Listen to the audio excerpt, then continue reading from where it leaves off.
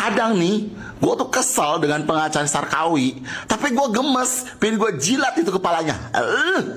Kesel gue jadinya. Nih denger ya Bapak ya, gue kasih paham. Kalau misalkan kau Ubin kena 3 huruf, berarti si Sarkawi pun kena juga 3 huruf. Nah, berarti yang berhubungan dengan si Sarkawi ini, ya si Gigolong itu juga kena 3 huruf dong. Pakai otak Pak, pakai otak. Halo Sengit Squad, selamat datang kembali di Analisis Sengit, channel reaksi yang membahas berbagai isu dan kontroversi yang sedang ramai diperbincangkan. Kali ini kita akan membahas polemik Ruben Onsu dan Sarwendah, terutama soal perjuangan hak asuh anak yang masih berproses, sekaligus berbagai tudingan dan pernyataan yang ikut menyeret nama Ruben ke dalam isu yang semakin melebar.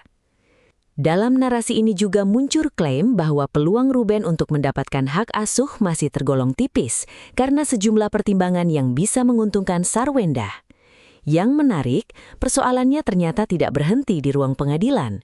Muncul pula berbagai tuduhan lain, termasuk isu eksploitasi anak dan isu kesehatan yang sangat sensitif, sementara pihak yang menyampaikan tuduhan tentu harus siap mempertanggungjawabkan bukti-buktinya. Bahkan, narasi ini menyoroti bagaimana tuduhan yang terus berganti bisa membuat publik semakin sulit membedakan mana fakta, mana opini, dan mana sekadar dugaan. Lalu, sebenarnya seberapa kuat posisi Ruben dalam persoalan hak asuh ini? Dan apakah tudingan-tudingan yang beredar justru bisa menjadi bumerang bagi pihak yang menyampaikannya? Tonton videonya hingga usai, karena saya akan memberikan komentar cukup panjang di bagian akhir. Yuk, kita tonton videonya. Siapa sih yang briefing lu? Kenapa lu tolol banget? Nah, kalau Bapak mau menyebarkan buktinya, berarti Bapak menyebarkan klien Bapak juga. Bahwa klien Bapak juga sudah terindikasi kena HIPONG. Bener nggak netizen? Komentar ya. Guys, info viral, Manda, asisten Sarwendah, ternyata telah lakukan salah langkah alias salah dalam memilih lawan. Dalam baru-baru ini, dalam live Dewi Persik, ternyata Manda tampak nongkrong dan tidak tahu apa sebab dan musabab menulis sesuatu yang meresahkan dan membuat Dewi Persik tidak nyaman.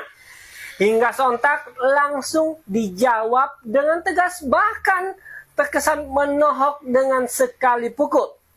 Dewi Persik bersabda, "Manda, kamu itu babu. Sana pergi urusi bos kamu. Jangan datang ke sini marah-marah. Mau ngapain?" Sontak hal tersebut membuat netizen riuh rendah dan menyoraki Dewi Persik serta menyemangatinya. Hingga berkata sudah salah pilih lawan. Maju kena, mundur kena. Dia menchatting ya terkait isu 3 huruf. Maju kena, mundur kena, soal 3 huruf itu diskriminasi. Andai kata Onsen punya 3 huruf, nanti undang-undang gerakan 3 huruf internasional dalam negeri, luar negeri akan nyerang kalian. Kenapa diutarakan? Apakah memang ada diskriminasi? Itu gerakan internasional loh. Mereka yang punya 3 huruf itu punya undang-undangnya, punya komunitasnya, punya ormasnya, hadapin. Semoga mereka gugat. Ini pengecerong sama si Saweran. Tujuannya apa? Apa urusannya? Apakah itu bisa menular? Harusnya tertular dong, kan sekasur. Apakah ditular sama Saweran? Kita juga nggak tahu.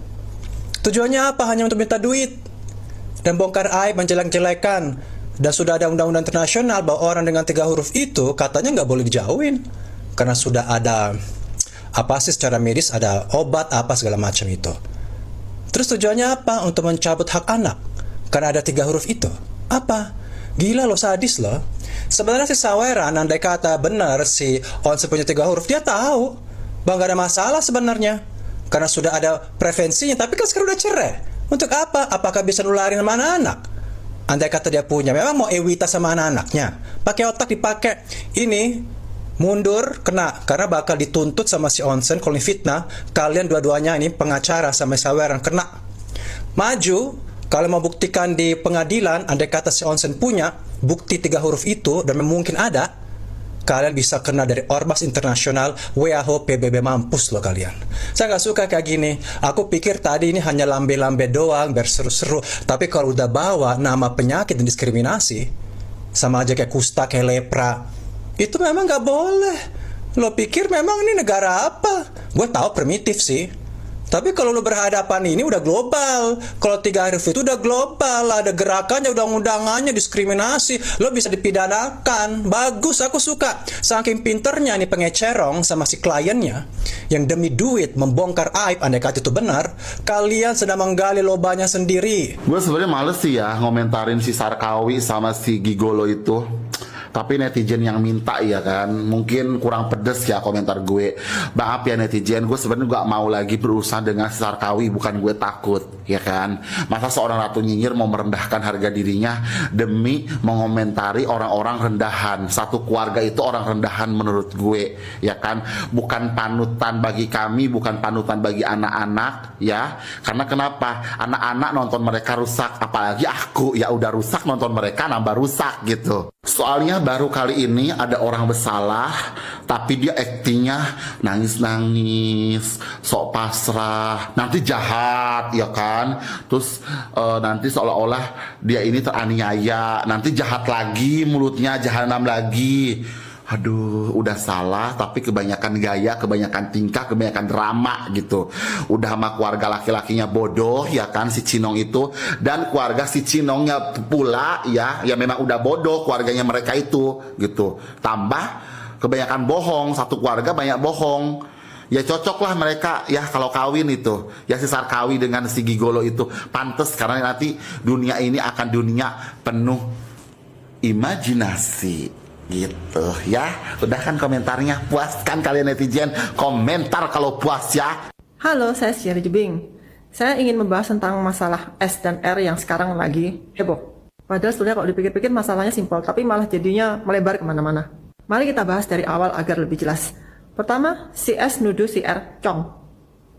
Tidak bisa membedakan mana laki-laki dan mana cong.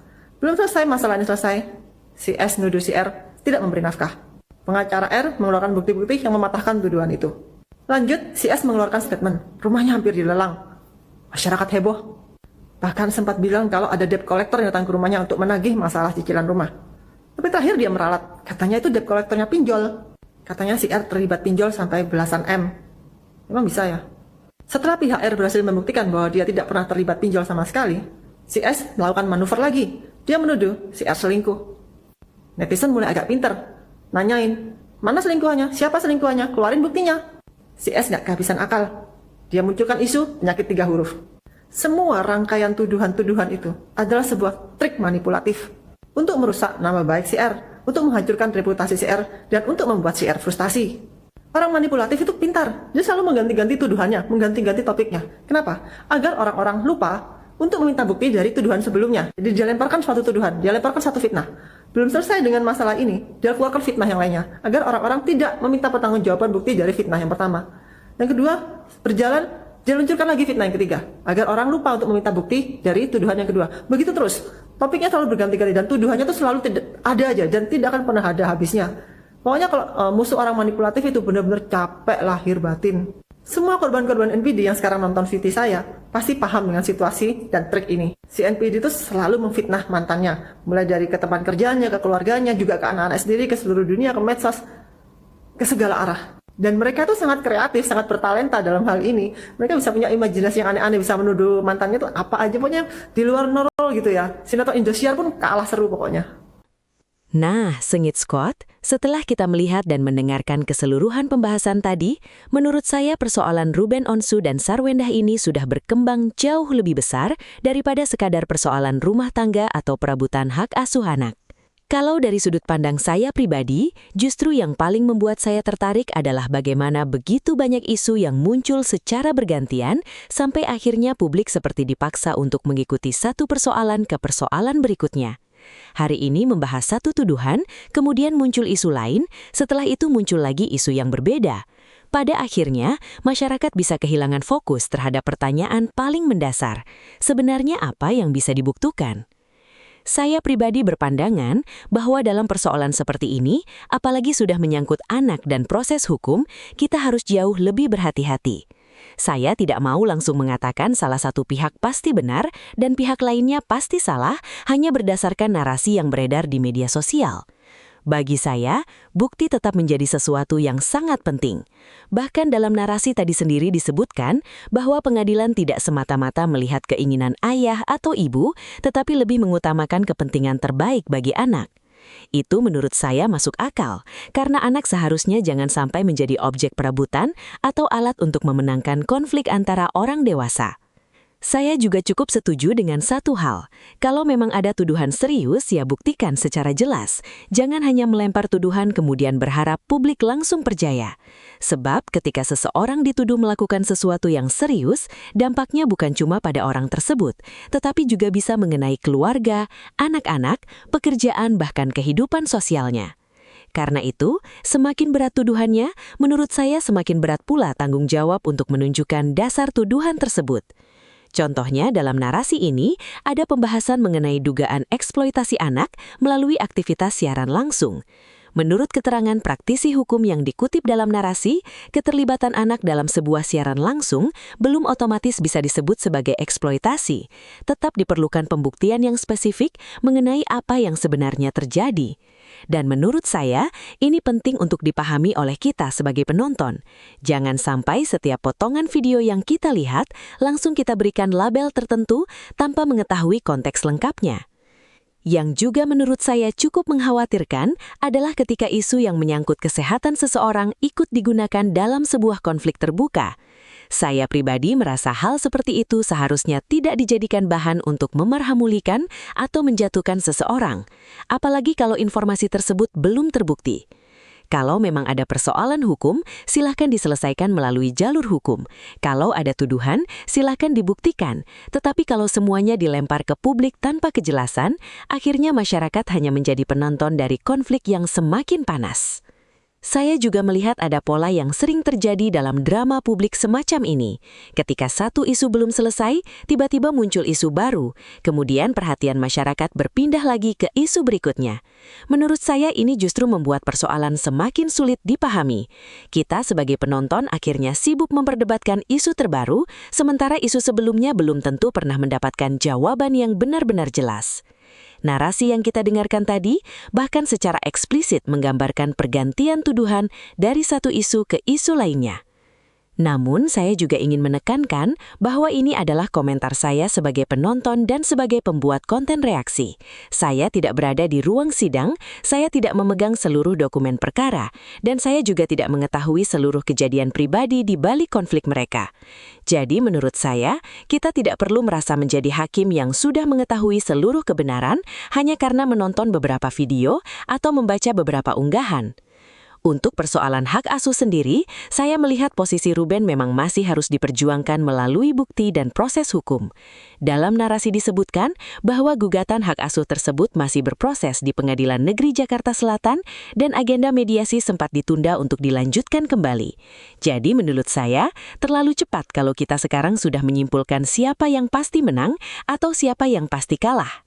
Yang paling penting bagi saya adalah anak-anak jangan sampai menjadi korban perang narasi orang dewasa.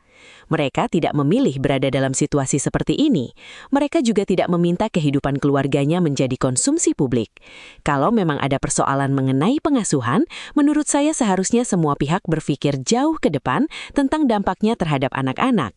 Dan saya pribadi berharap persoalan ini nantinya benar-benar diselesaikan berdasarkan bukti, bukan berdasarkan siapa yang paling keras berbicara, siapa yang paling banyak muncul di media sosial, atau siapa yang paling berhasil membangun opini publik. Karena suara paling keras belum tentu suara yang paling benar.